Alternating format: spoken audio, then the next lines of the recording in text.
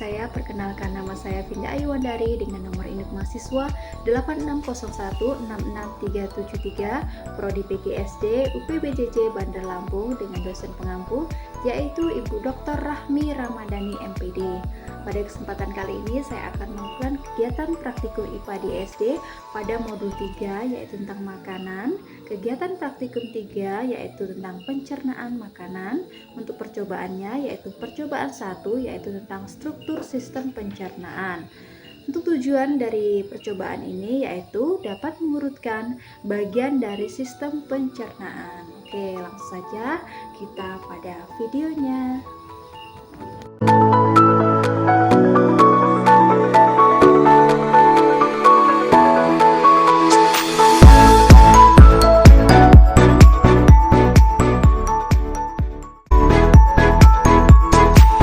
Sistem pencernaan pada manusia terdiri dari beberapa organ yang saling bekerja sama untuk mengubah makanan menjadi zat gizi yang dapat digunakan oleh tubuh.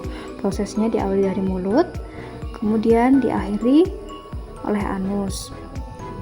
Untuk organ utama terdiri dari mulut, kerongkongan, lambung, usus halus, usus besar, rektum, dan anus. Sedangkan untuk organ aksesori terdiri dari gigi, lidah, kelenjar ludah atau air liur, kemudian ada pankreas, ada hati, ada kantung empedu. Itulah tadi semua organ.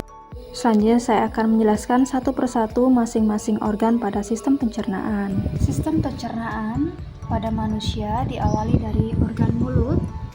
Di sini pada mulut merupakan tempat di mana makanan pertama kali masuk ke dalam tubuh. Pada mulut terdapat gigi yang bertugas untuk mengunyah makanan agar makanan menjadi lebih halus. Selain gigi juga ada lidah yang bertugas untuk membantu dalam proses menelan makanan. Selain itu juga lidah juga bertugas untuk mencampur makanan di dalam mulut. Selain gigi dan lidah, ada juga air liur. Air liur pada mulut mengandung enzim amilase yang bertugas untuk memecah karbohidrat.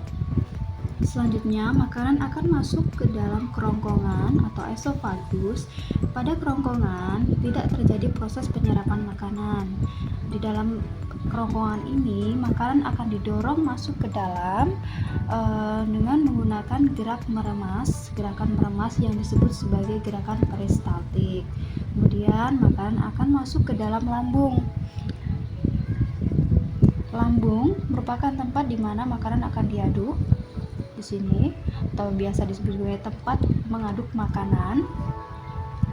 Dinding lambung mengandung asam lambung atau HCl dan juga enzim pepsin yang bertugas untuk memecah protein.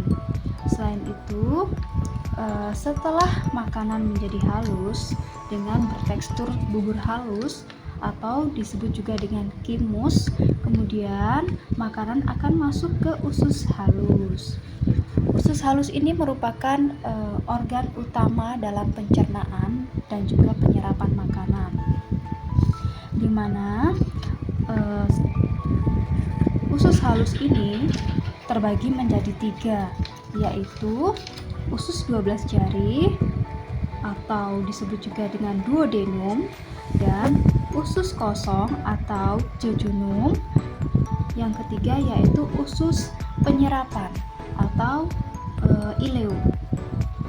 Pada usus 12 jari, makanan yang berasal dari lambung akan bertemu dengan cairan dari pankreas, hati, dan kantong empedu. Kemudian di sini pankreas akan menghasilkan enzim yang dapat membantu dalam proses memecah lemak, protein, dan karbohidrat. Selanjutnya yaitu hati. Hati akan menghasilkan cairan empedu yang membantu menghancurkan lemak. Kemudian untuk kantong empedu akan menyimpan menyimpan empedu hasil dari hati dan kemudian akan mengeluarkannya ketika tubuh membutuhkan. Kemudian selanjutnya setelah dari usus halus ini, melalui usus halus ini kemudian makanan akan masuk ke usus besar. Usus besar merupakan tempat di mana sisa makanan berada. Dan pada usus besar ini akan terjadi penyerapan air dan garam. Dan terbentuklah feses atau tinja atau yang biasa kita dengar yaitu kotoran. Nah, pada usus besar ini terdapat juga bakteri baik yang bertugas untuk membantu dalam proses pembusukan makanan. Dalam usus besar ini juga terbentuk vitamin K. Setelah melalui usus besar ini, kemudian makanan akan masuk ke rektum. Rektum ini merupakan tempat feses sementara sebelum tubuh siap untuk mengeluarkan feses.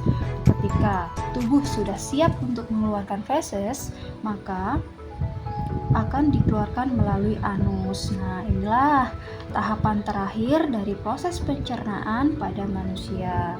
Jadi itu tadi tahapan dari sistem pencernaan yang bisa saya sampaikan. Semoga bermanfaat dan dapat memberikan informasi baru bagi yang menonton video saya.